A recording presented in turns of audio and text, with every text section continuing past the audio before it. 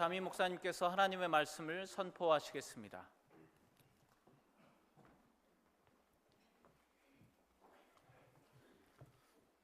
할렐루야. 아름다운 찬양으로 주님께서 영광 받으신 줄 믿습니다. 크리스마스의 계절이 열렸습니다. 예수님께서 메시아로 오셔서 우리에게 생명을 주셨습니다. 그는 사람의 몸을 입고 오셔서 우리 연약함을 친히 담당하시고 병을 짊어져 주셨습니다.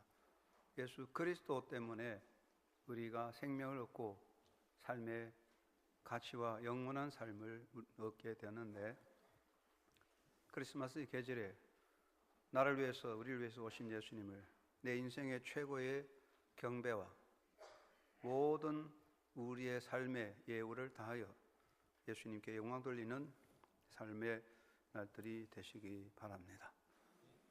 아름다운 찬양과 함께 우리의 삶이 드려지는 헌신으로 주님께 드려지는 날들이 되시기 바랍니다. 오늘 2016년도에 일할 교회 일꾼들을 임명하게 되는데, 성부, 성자, 성령의 이름과 교회의 권위로 임명하는 일꾼, 직분들 충성스럽게 감당함으로 여러분의 인생의 짧은 날들 속에 여러분이 받은 직분이 여러분의 삶의 복이 되시기를 바랍니다. 기도하겠습니다. 고마우신 아버지, 2015년 마지막을 장식하며 기쁘다 구주 오셨네 예수님 오심 때문에 행복한 마음으로 찬양하며 가슴 가득히 넘치는 은총을 주님께 드립니다. 감사와 찬양으로 드리는 정성이 되기 원합니다. 또한 우리 주님께서 우리를 부르셔서 하나님의 자녀 삼으실 뿐 아니라 거룩한 교회의 일꾼 되게 해주셨으니 감사합니다. 나를 충성스럽게 여겨 직분을 주셨다는 바울의 말씀대로 이 받은 직분이 하나님의 은혜로 주어진 것을 고백하여 내게 주신 직분이 나에게 대한 하나님의 은혜임을 감사하며 받아들여 충성하여 잘했다 칭찬받는 존귀한 영광의 삶을 누리게 하여 주옵소서. 아버지 앞에 설 때에 무엇으로 설지 부끄럽지 않는 충성스러운 직분으로 하나님 앞에 설 수 있도록 주께서 저희들에게 주신 직분 감당하는 능력도 충성도 더하여 주시옵소서. 오늘까지 우리를 통하여 영광 받으신 하나님, 2016년에 더 큰 영광을 세우신 일꾼을 통해 받으시고 아버지 뜻이 이루어지도록 주관하여 주시되 우리의 부족한 점을 채우시되 능력 있는 종들 되어 하나님을 사랑하며 섬길 수 있도록 인도해 주시고 저희를 통하여 영광 받으시며 큰 뜻을 이루게 하여 주시옵소서. 예수님의 이름으로 감사하며 기도드립니다. 아멘. 이솝 우화에 이런 이야기가 있습니다. 사람을 잘 무는 개가 있었습니다. 개의 주인이 할 수 없이 개가 다가오는 것을 사람들에게 알리도록 개의 목에 방울을 매달았습니다. 개는 아무것도 모르고 방울을 흔들어대며 뽐내듯 광장을 걸어 다녔습니다. 이를 보다 못한 다른 개가 그 개에게 이렇게 충고해 말했습니다. 대체 너는 뭘 뽐내고 다니는 거냐? 내가 올바른 행동을 했더라면 방울을 달 필요가 없었을 거야. 그런데 넌 자신의 잘못된 행동을 여기저기 자랑하고 다니는 셈이구나. 이 이솝우화의 이야기를 생각하면서 어리석은 개 모양 살아가는 인간의 모습도 우리가 다시 한번 인식하게 되고 우리가 하나님 앞에 어떤 모습으로 서 있는가 살펴보게 됩니다. 우리가 살아가는 삶에 하나님이 주신 많은 은혜와 또한 하나님께서 우리 주신 직무도 있는데 받은 것을 향한 책임과 가치 인식보다는 오히려 그것을 뽐내고 자랑거리로 삼는 어리석음을 어리석음을 행하고 사는 인간이 아닌가 생각도 해봅니다. 사람은 누구나 많은 것을 받아 누리고자 하고 그래서 자기가 다 먹을 수도 없고 조금밖에 못 먹지만 가득 차려진 밥상을 받으면 좋아합니다. 그러나 인생에서 자신의 행복과 성공한 삶은 무엇을 받았느냐, 무슨 일을 맡았느냐 하는 것에 있는 것이 아니고 내가 받은 것으로 무엇을 했느냐, 내가 맡은 일을 어떻게 수행했느냐에 있다고 하겠습니다. 인생에서는 수많은 소유도 있고 사람의 앉은 자리도 있습니다. 그러나 무엇을 소유했느냐, 어떤 자리에 앉았느냐 하는 것보다는 자신이 받은 것과 자신이 맡은 일에 대한 가치인식과 책임의식이 더 중요한 것입니다. 받은 것이 많고 맡은 일이 많을수록 그것에 따르는 책임과 임무도 또한 큰 것입니다. 사람들은 받은 것으로 자기에 주어진 많은 일들로 인간적인 영광을 누리고자 할 뿐 거기에 대한 책임과 임무를 깊이 생각하지 않는 잘못이 있습니다. 우리의 인생에서 내가 남보다 더 많은 것을 받았기에, 내가 더 중요한 일을 맡았기에 그것이 내 자랑도 되지만 자칫하면 그것이 인생의 불행을 만드는 요소가 될 수 있는 것입니다. 인생의 불행과 실패는 남보다 더 많은 것을 가지고 남보다 더 많은 것을 누리지 못했다는 것이 아니라 그것의 의미와 가치를 바로 실현하지 못하는 데 인생의 실패와 불행이 있습니다. 우리는 성도로서 하나님으로부터 부여받은 우리의 인생의 가치와 직무의 책임을 어떻게 수행하고 있는지 다시 한번 생각하고 돌아보아야 합니다. 성경에는 하나님을 섬겨 복을 받은 사람이 많지만 특별히 오벳 에돔이라는 사람이 있습니다. 우리는 오벳 에돔의 복을 잠시 생각해 봅니다. 이스라엘 자손이 하나님의 은혜로 애굽을 벗어나 홍해를 건넜고 약속의 땅을 향해 가는 가나안 광야길을 걸어갈 때에 하나님은 그들에게 법을 주셨습니다. 율법을 주셨습니다. 법도와 계명을 지키라고 명하셨고 그리고 언약의 궤를 만들라고 명하셨습니다. 언약의 궤, 법궤라고 하는데 이것은 아카시아 시띠임 나무 조각목으로 만들었고 장방형으로 길이가 약 114cm이고 높이가 약 68cm, 폭이 약 68cm 정도 되고 덮개는 시온자라고 해서 속죄소로 하여 순금으로 만들었습니다. 이 속에는 십계명 돌판 2개하고 만나의 항아리와 아론의 상난 지팡이가 들어있었다. 그런데 솔로몬 왕 때에 와서는 이 언약궤에서 2 돌판만 발견되었다고 말하고 있습니다. 사사시대 말기에 해변에 살고 있는 포악한 전투적인 족속 블레셋이 힘을 모아 이스라엘을 공격하게 됐습니다. 이때 사사시 말기에 엘리가 제사장 겸 사사였는데 블레셋과 전투를 위해서 두 아들 홈니와 비나스를 내세우고 그리고 하나님의 도움을 얻고자 법궤를 앞세우고 전쟁을 하게 됐는데 이미 하나님께서 엘리를 버리고 이들을 떠나셨으므로 이스라엘은 블레셋 앞에 크게 패하고 홈니와 비나스도 죽었습니다. 블레셋은 이스라엘과의 전쟁에서 크게 승리하고 전리품으로 법궤를 모시고 자기 나라로 가져갔습니다. 그런데 이들은 이스라엘 민족이 섬기는 이스라엘 백성에게 복을 주시는 하나님을 섬기는 하나님이 함께한다는 그런 중요한 의미가 있는 법궤를 뺏어가서 자기 왕궁에 모심으로 큰 복을 받으려고 생각했지만 그것 때문에 큰 화를 당하게 됩니다. 블레셋은 법궤를 가지고 아스도 수도 다곤 신당에 모셔두었는데 다곤 곁에 법궤를 모셨는데 밤사이에 다곤의 신상이 그 법궤 앞에 엎드려져서 얼굴이 땅에 닿고 머리와 두 손목이 끊어져서 문지방 앞에 있고 몸뚱아리만 남았습니다. 그리고 독종이 온 마을에 퍼져서 많은 사람이 죽게 되었습니다. 아스도 사람이 깜짝 놀라서 법궤를 가드로 옮겨왔습니다.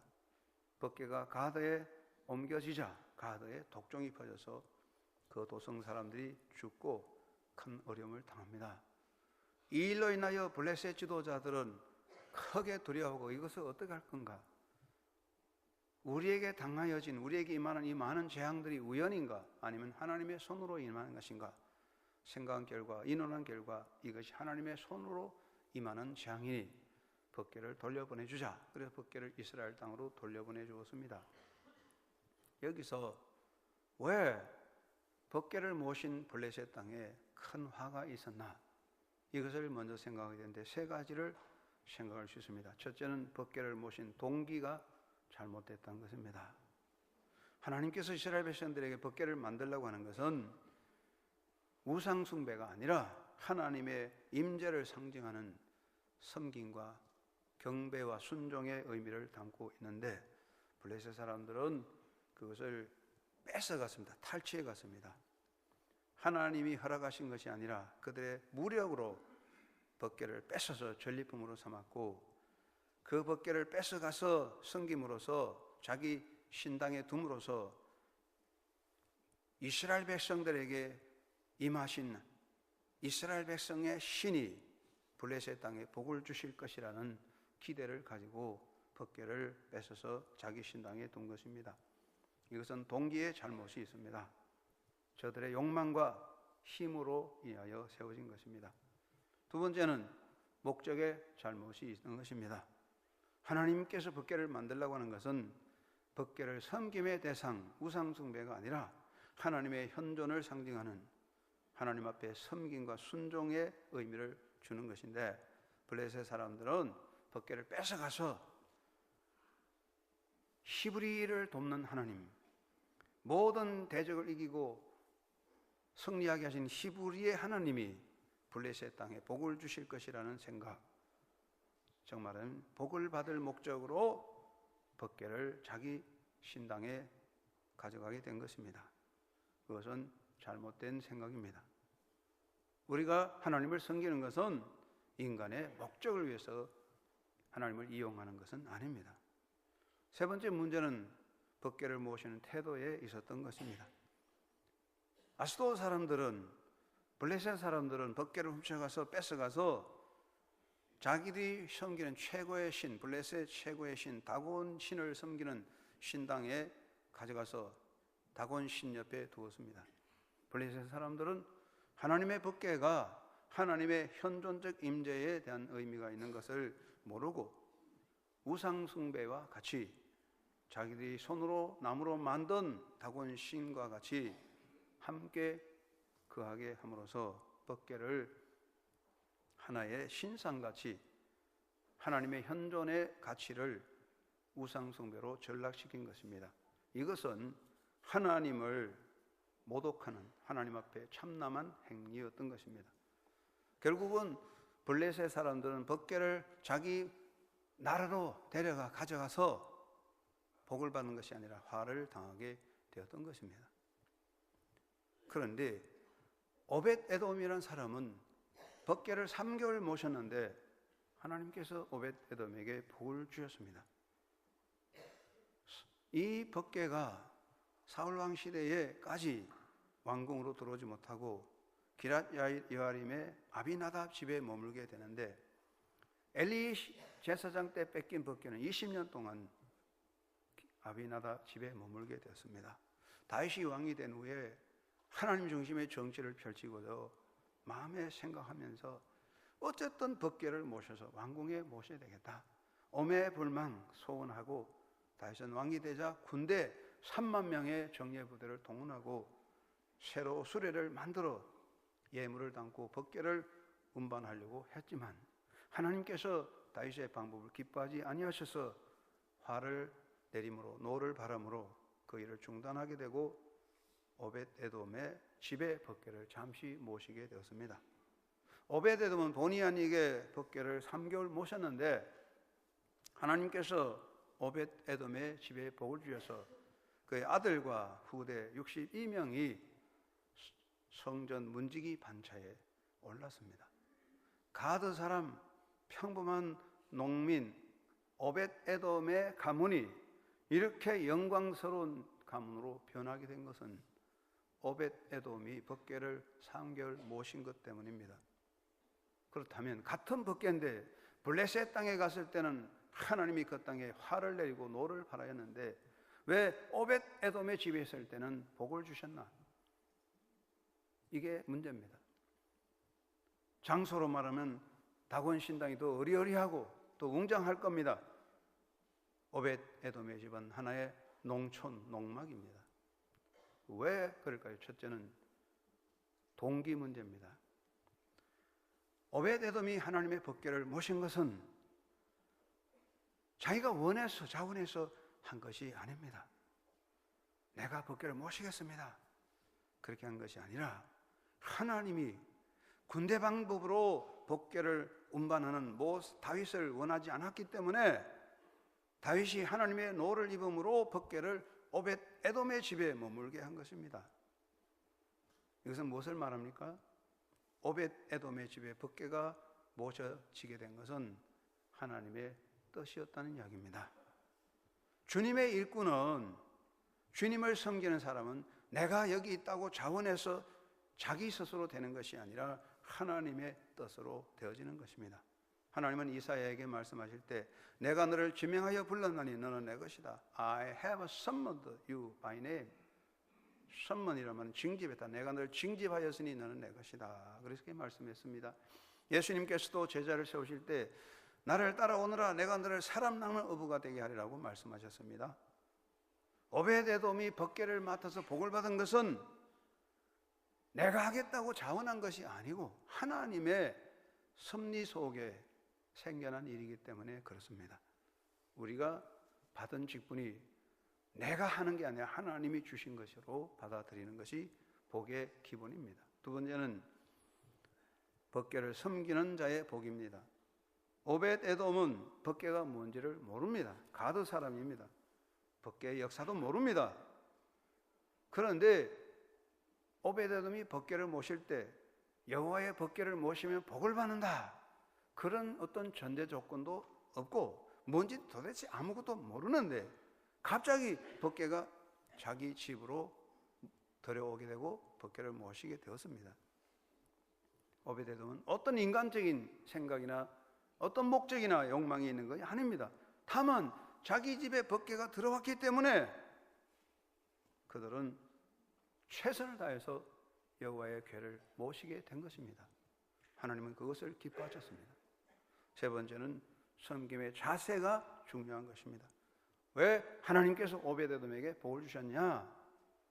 오벳에돔은 법궤가 뭔지 모르지만 법궤를 모실 때 하나님을 대하듯, 하나님 앞에 서듯 자기 집에 오신 하나님과 같이 전심으로 온 집안이 힘을 합했다는 것입니다. 여러분, 우리가 살아갈 때 소를 살려면 외양간을 새로 짓고 이사를 가려면 집을 새로 짓고 이사를 가야 됩니다.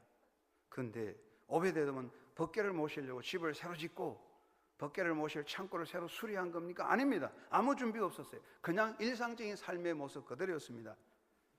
그대로 그 자리에서 법궤를 모셨지만 하나님은 오벳에돔의 집에 복을 주셨습니다. 초라한 농막입니다. 가난한 사람입니다. 그러나 하나님이 그 집에 복을 주셨습니다. 왜 그럴까요? 섬김의 자세입니다. 그들은 초라하지만 법궤를 모심으로 오벳에돔의 온 가족은 할 수 있는 모든 일, 그들의 모든 삶을 법궤에 집중하여 전심전력으로 하나님을 대하듯 법궤를 모신 것입니다.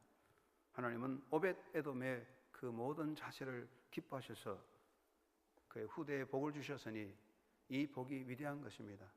한영교회 성도 여러분, 오벳에돔의 복을 받으시기를 바랍니다. 저는 성도들 위해 기도할 때 하나님, 우리가 잘 섬겨 우리 성도들이 오벳에돔의 복을 받게 하소서 축복합니다. 여러분, 우리가 하나님의 일을 맡은 사람이 누굽니까? 내가 하나님의 일을 맡은 사람이라면 세 가지 기본적 자세가 있습니다. 첫째는 나는 은혜를 입은 자라는 것입니다.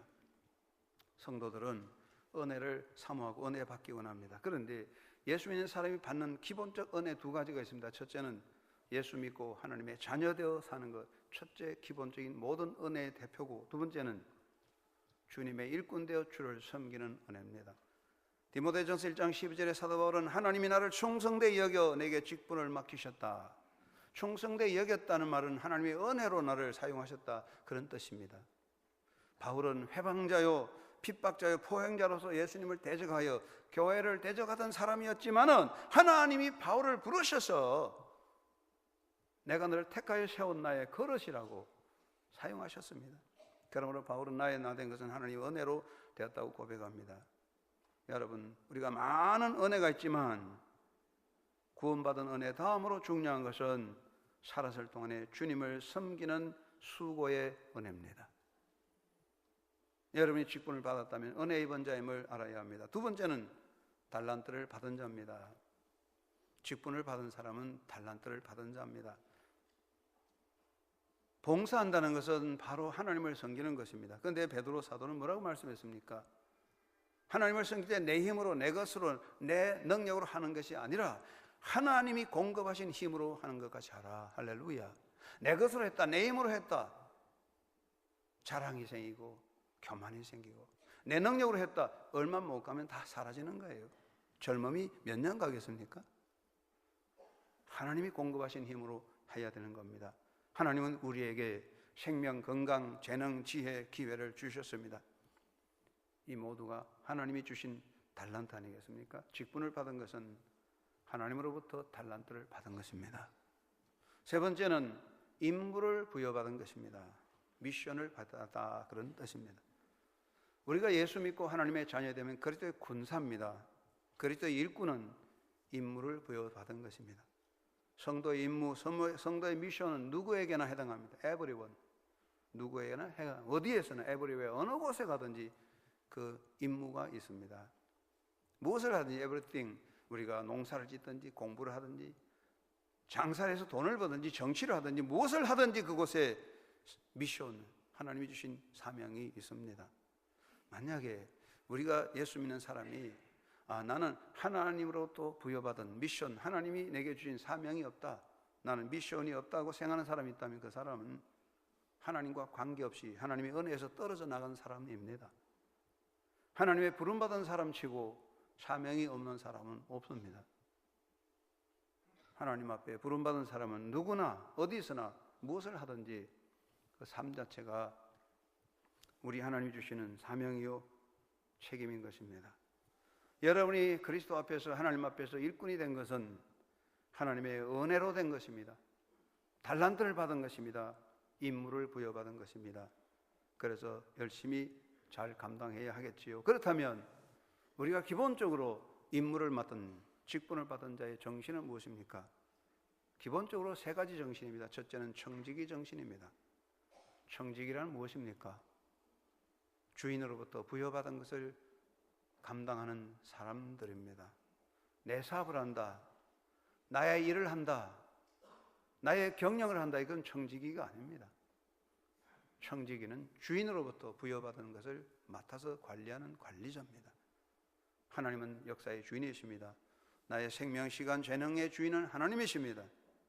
그렇다면 나는 하나님의 은혜로, 하나님이 내게 맡겨놓은 것을 감당하는 사람인 것입니다. 하나님이 내게 주신 재능으로, 하나님이 주신 기회로, 하나님이 내게 주신 모든 사람의 삶의 모든 가능성들로 하나님의 뜻을 이루는 것, 주인이신 주님의 뜻을 따라 사는 것, 이것이 청지기입니다.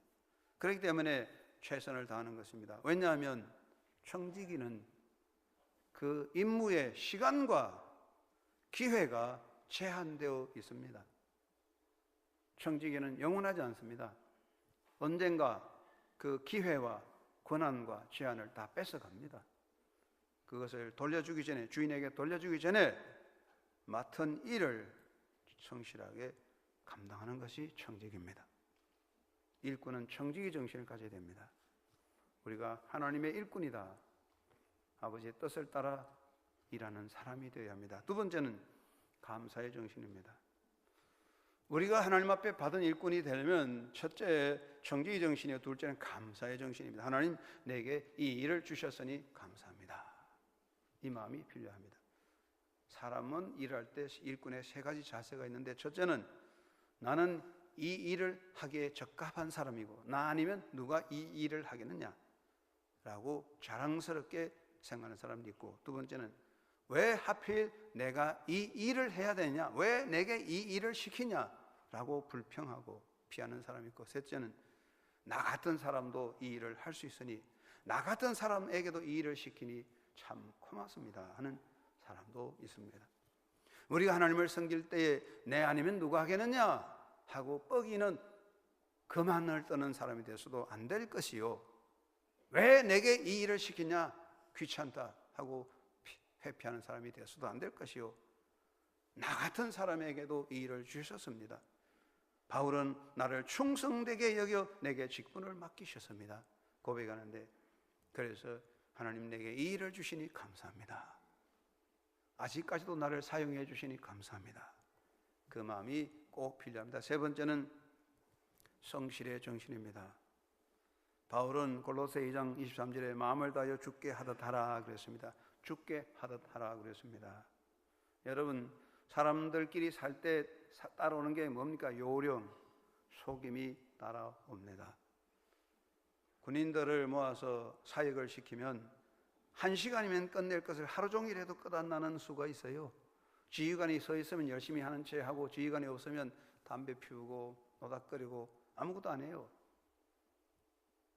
요령과 속임이 따라오는 겁니다. 그런데 여러분, 하나님 앞에 섰을 때에 우리 주님 앞에 섰다고 하면 우리가 요령과 속임수로 할 수 있을까요? 그러므로 사도 바울은 힘을 다하여 수고한다 그렇게 말했습니다. 직분을 맡은 사람은 잠깐의 오기로, 잠깐의 열정으로 할 수 있는 게 아닙니다. 성령 안에서 꾸준히 성실하게 주님을 섬겨야 될 것입니다. 여러분이 하나님 앞에 받은 직분이 있고 직분자라면, 내가 하나님으로부터 일을 맡은 사람이라면, 첫째는 청지기 정신으로 내게 일을 주신 주님의 뜻을 따라 열심히 노력하고, 둘째는 감사의 정신으로 이것도 하나님 은혜라고 감사하고, 셋째는 성실의 정신으로 최선을 다하는 일꾼이 되어야 할 것입니다. 여러분이 받은 직분이 여러분 인생의 복이 되기를 주의 이름으로 축원합니다.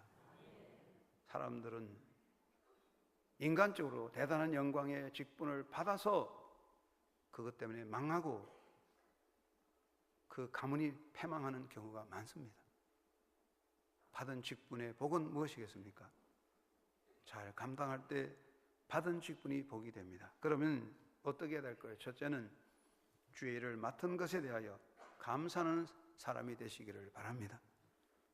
여러분, 하나님이 손이 모자라고 하나님에게 일할 사람이 없어서 나를 택하셨을까요? 세계적으로 종교는 자기 신상이 있는데, 힌두교 종교에 보면 신의 모습을 보면 팔이 8개 막 달려있고, 어떤 신은 눈이 앞뒤에 있고, 또 에베소에 가면 신을 보면 젖이 8개씩 달려있어요. 그게 왜 그러냐? 신은 능력이 많다, 그런 뜻이거든요. 그러나 하나님은 그렇지 않습니다. 하나님은 전지전능하신 분인데, 여러분, 하나님이 손이 모자라서 내 손을 서시고, 하나님이 일할 사람이 없어서 나를 불러서겠습니까? 아닙니다. 하나님은 내가 없으면 하나님은 손해보십니까? 어떤 사람은 말합니다. 내가 없으면 너 골탕 먹어. 여러분, 내가 없으면 하나님 골탕 먹을까요? 아닙니다. 반대입니다. 여러분, 하나님 앞에 바로 서야 됩니다. 감사하는 마음이 없으면 안 됩니다. 하나님은 내가 없어서 골탕 먹는 것이 아니라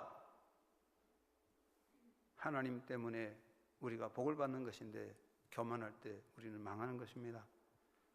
감사함으로 일하는 일꾼이 되어야 합니다. 내가 감사함으로 일할 때 내게 일을 맡겨주신 주님을 기쁘게 하는 것입니다. 우리가 무슨 일이든지 원망과 불평을 한다면 그 결과도 나쁘겠지만, 이 일을 맡겨주신 주님 앞에 잘못이고 주님은 그것을 기뻐하지 않습니다. 감사함으로 할 때 우리 주님이 얼마나 기뻐하겠습니까? 그리고 기쁜 마음으로 감사함으로 할 때 내가 행복할 수 있는 것입니다. 여러분, 행복이라는 것은 이것저것 갖다 붙이고 명품으로 갖다 붙이고 해서 행복이 아닙니다. 우리가 주어진 일이 내 마음에 주었을 때 감사함으로 하면 행복을 만드는 사람이고, 원망과 불평을 하면 행복을 파괴하는 사람이 아니겠습니까? 행복을 파괴하면서 행복할 수 없습니다. 감사함으로 행복을 만들어가는 일꾼이 되기를 주의 이름으로 축원합니다. 유명한 종교 신앙의 미국 기독교의 혁신적인 인물이었던 마틴 루터 킹 목사님이 있습니다. 어느 날 워싱턴시를 지나가는데 한 흑인 청소부 청년이 청소하는 것을 보았습니다. 욕을 퍼부어가면서 불평을 하며 짜증을 내면서 청소를 하는 모습을 보았는데, 그 모습을 보니 마틴 루터 킹이 마음이 아파서 청년에게 가서 말합니다. 여보게, 자네는 하나님이 자네에게 맡기신 지구의 한 모퉁이를 썰고 있다는 자부심을 가지고 일할 수 없냐? 청소를 할 때 베토벤이 음악을 작곡하듯, 미켈란젤로가 조각을 하듯, 괴테가 작품을 쓰듯 그렇게 하나님의 일을 한다는 마음가짐을 가지고 한다면 하나님은 자네에게 새로운 삶을 주실 것이네. 그렇게 말했습니다. 그렇습니다. 우리가 아침마다 주님 오늘 아침도 일어나서 하나님의 일을 하게 해주시니 감사합니다. 그렇게 고백하고 맡겨주신 직분 앞에 감사함으로 일하는 귀한 삶이 되기를 간절히 바랍니다. 두 번째는 내가 맡은 직분에 대한 성실성을 가져야 됩니다. 하나님은 졸지도 아니하시고 주무시도 아니합니다. 내가 졸지 하나님은 졸지 않아요. 예수님은 식사할 겨를도 없으시고 일하셨고, 예수님 뭐라고 했습니까? 하늘에 계신 내 아버지 일하니 나도 일한다 그랬어요. 우리가 하나님 앞에 서는 태도는 성실입니다. 그것이 가장 귀한 것입니다. 공자가 가르친 것이 성실입니다. 인간을 개량할 수 있는 교육의 모든 핵심은 성실함이다 그랬어요. 그래서 성자는 물시종려요 불성무물이라. 성실함이 모든 것의 시작과 끝이요, 성실함이 없으면 아무것도 할 수 없다고. 그게 공자의 가르침 아니겠습니까? 우리는 구원은 하나님 은혜로 되지만 주님의 일꾼은 성실함을 가져야 됩니다. 성실한 충성스러운 일꾼이 되시기를 바랍니다. 한 나그네가 사막을 여행하다가 목이 말라 애를 쓰는데 맑은 샘을 발견하고 그 물을 마셨는데 얼마나 시원하고 물이 맛있던지, 이 물을 떠서 왕에게 바쳐야 되겠구나. 그래서 가죽부대에다가 물을 담아서 먼 길을 걸어서 왕에게 갖다 바쳤는데 이미 그 물은 썩어서 먹을 수가 없게 됐습니다. 임금이 그 물을 받아 혀끝으로 맛을 보고 하는 말이, 내가 맛본 것은 물이 아니라 사랑과 충성이다. 이자에게 많은 상을 내리라고 했습니다. 그 물은 이미 썩었지만 왕은 그 물이 아니라 그 사람의 사랑과 충성을 귀한 보화로 받은 것입니다. 예수님은 무엇을 기뻐하실까요? 예수님은 말씀하셨습니다. 작은 일에 충성하는 사람은 착한 일꾼이고 게으른 자는 악한 일꾼이라고 했습니다. 예수님이 말씀하신 착한 사람은 충성스러운 성실한 사람이고 게으른 사람은 악한 자라고 그랬습니다. 이것을 기억해야 됩니다. 해리 아연사여다 박사님이 계시는데 그 일생을 변화시킨 경험을 말했습니다. 해리 아연사여다가 어릴 때 소년 시절에 양화점에서 일했는데 쇠가죽을 가죽 구두로 만드는데 구두본에 쇠로 만든 구두본에 맞춰서 재단을 하고 물에 담겨 놓은 쇠가죽을 망치로 계속 두드려서 단단하게 만들어 가지고 꺼매고 못을 박는 그런 구두 작업을 열심히 했습니다.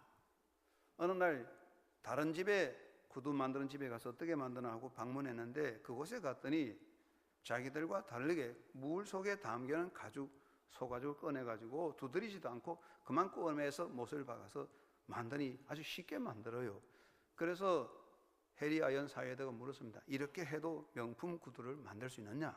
했더니 일하는 사람이 빠른 시간에 많이 만들어내야지 두드릴 시간이 어디 있어? 그랬대요.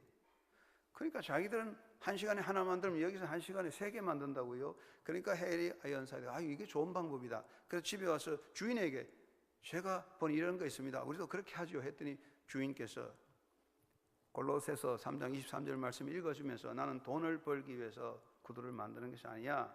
하나님의 영광을 위해서 일하는 거야.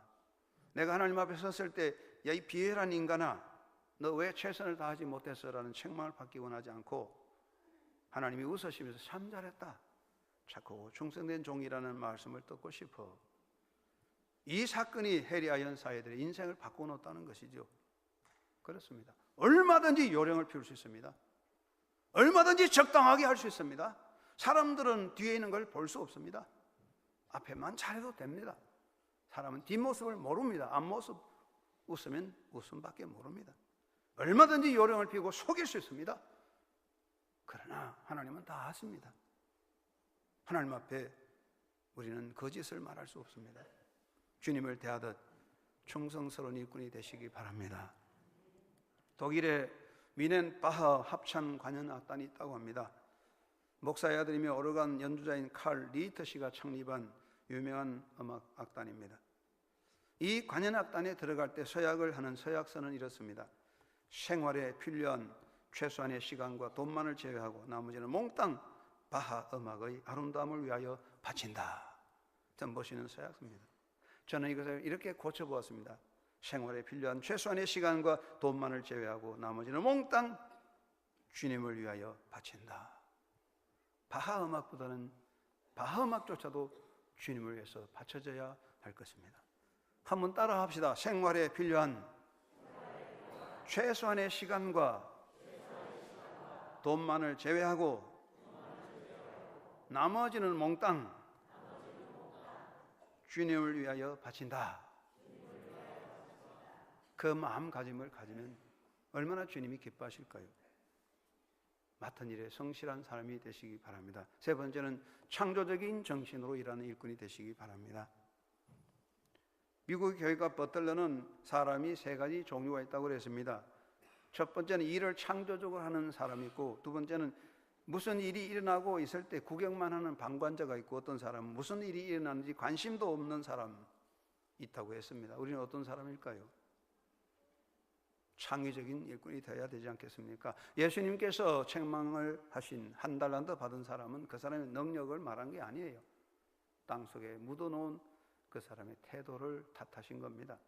여러분, 씨앗은 땅에 묻어놓으면 새싹을 내고 자라서 새로운 역사를 만들지만 여러분이 받은 재능 땅속에 묻어놓으면 썩어지고 없어지는 거예요. 여러분, 우리 아이들을 보세요. 부모가 얼마나 많이 공부시킵니까?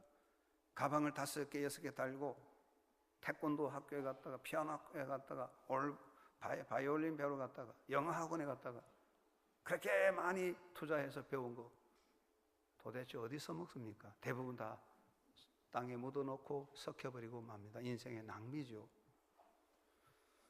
일꾼은 세 가지 부류가 있다고 합니다. 마지못해서 하는 사람, 아이고 내가 이거 포기하지 못한데 먹고 살아야 하니 할 수 없다 하는 사람이 있고, 두 번째는 자기에게 주어지는 업무만 하고 그 밖에는 관심을 안 가지는 사람, 셋째는 창의적으로 연구하고 일하는 사람이 있다고 합니다. 우리 한영교회도 공무원이 있는데 우리 한영교회 공무원들은 너무 열심히 일해요. 그래서 너무 열심히 하지 말고 좀 쉬어가면서 하세요 하지만, 여러분, 우리 한국의 공무원들의 자세가 문제가 있다고 그래요. 아무리 일이 많아도 땡 하면 그만 일 안 해요. 그만 일하다가 이 물이 넘쳐도 점심시간 하면 가버려요. 물이 넘치든 말든 상관없어요. 옆에 나무가 쓰러져도 자기 업무 아니면 관심 안 가져요. 이거요, 안 되는 이야기잖아요. 베드로가 뭐라고 말씀했습니까? 무슨 주를 섬길 때 부득이함으로 억지로 인간의 이권을 위해서 하지 마라 그랬습니다. 우리는 그렇게 해서 안 됩니다. 주님의 교회를 섬기는 사람은 비전을 가져야 됩니다. 창의적인 상상력을 가져야 됩니다. 오늘 찬양도 잘 하셨는데, 찬양이라는 것이 그저 도레미파 솔만 해서 되는 게 아니라 가사만 외워서 되는 게 아니라 하나님을 향한 비전과 상상력이 필요합니다. 생산적인 상상력, productive imagination이 있어야 됩니다. 그래야만 하나님은 위대한 역사를 만들 겁니다. 여러분, 상상력 있는 창조적인 하나님의 일꾼으로 주님의 역사를 이룰 수 있는 하나님의 사람이 되시기를 주의 이름으로 축원합니다. 네 번째는 항상 부족한 조짐을 알고 주님의 은혜를 구하고 그 은혜로 사는 사람이 되십시오. 우리는 다 부족하지 않습니까? 주님께서 오늘 본문에 보면 뭐라고 말씀하십니까? 주인을 위해서 충성스럽게 일하는 사람, 주인 앞에서 저는 무익한 종입니다. 제가 할 일을 한 것뿐입니다. 이것이 복된 일꾼입니다. 우리는 하나님 앞에 부족한 일꾼입니다. 부족하기 때문에 은혜를 구하지 않을 수 없습니다. 아무리 내가 마음이 좋아도 부족하면 줄 수가 없습니다. 우리 장로님들 마음이 좋아요. 우리 인재 장로님 마음이 좋아서 밥도 잘 쏴줘요. 그런데 인재 장로님 호주머니 돈이 한 푼도 없으면 양 장로, 안 장로, 오늘 배고픈데 밥 한 그릇 사도 그러잖아요. 내가 주고 싶어도 빈 호주머니 있으면 구해야 되잖아요. 우리가 하나님 앞에 부족하기 때문에 하나님의 은혜를 구해야 됩니다.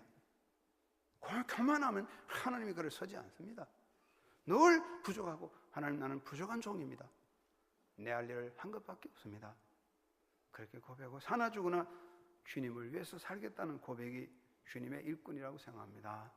하나님은 부족한 자를 통하여 역사하십니다. 여러분 늘 우리의 부족함을 고백하고 그 은혜 안에서 주님의 은혜로 살아가는 행복자가 되시기 바랍니다. 교만하지 마세요. 내가 했다고 자랑하지 마세요. 하나님의 은혜로 사는 겁니다.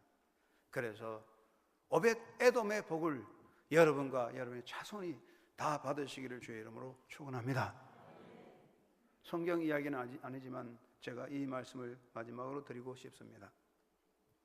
어느 동네에 부모로부터 주점을 하는 가정이 있었는데 그 집에 술이 얼마나 맛있는지 저는 술 맛을 모르지만 술이 그렇게 맛있는 집인데 어느 날부터 사람들이 오지 않고 손님의 발걸음이 끊어졌어요. 아무리 생각해도 이유를 모릅니다. 술 맛은 너무너무 맛있는데 손님이 오지 않습니다. 그래서 주인이 이거 어떻게 될까 생각하다가 그 마을의 현자를 찾아가서 어떻게 됐을까요? 우리 집의 술 맛은 너무 좋은데 사람이 오지 않습니다. 그때 그 현자가 이런저런 이야기 듣더니 한마디 했습니다. 네 마디 했습니다. 무슨 말이냐 하면 구맹주산이다. 구맹주산. 구자는 개구자고 맹자는 사나울 맹자고 주자는 술주자고 산은 시끄러워지는 산, 쓰다 시다 하는 시다 산인데 이 말은 해석하면 이렇습니다. 개가 사나워서 술맛이 떨어졌다. 술이 쉬었다. 그런 뜻입니다. 이해가 되십니까? 아무리 술맛이 좋아도 그 집에 개가 너무 무서우니 사람들이 그 집에 안 가더라는 것입니다. 이해가 되십니까? 그렇습니다. 찬양도 잘하고 다 좋아도 우리가 너무 싸나우면 안 됩니다. 여러분 음식점에 가면 음식 맛도 좋지만 그 집의 웨이터들이 얼마나 중요한 것입니까? 교회는 주님의 거룩한 집입니다. 우리는 교회 봉사자입니다. 집사를 디컨이라고 그러잖아요. 그것은 디아코니아 그리고 디아코노스 봉사에서 나온 말입니다. 봉사자입니다. 아름다운 마음을 가지고 주를 섬기는 사람이 되십시오. 구맹주산을 생각하시기 바라면서 오벳 에돔의 복이 어떻게 저절로 된 것이 아닙니다. 하나님의 은혜인데 여러분 오벳 에돔의 복이 여러분의 가운데 있어서 여러분이 받은 직분이 여러분 인생의 최고의 복이 되고 그 직분을 통한 하나님의 은혜를 누릴 수 있는 아름다운 삶이 되기를 주님의 이름으로 축원합니다. 고마우신 아버지 감사합니다. 우리를 하나님은